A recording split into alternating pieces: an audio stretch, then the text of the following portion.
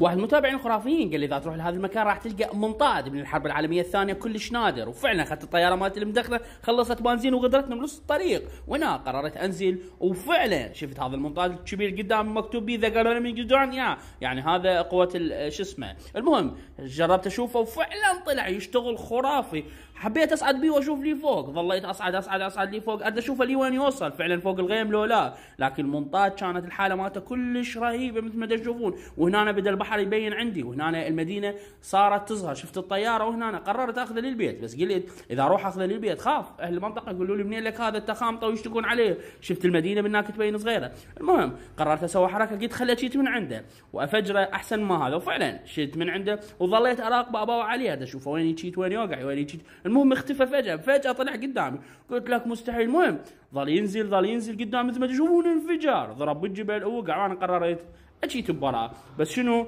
خرافي. كنت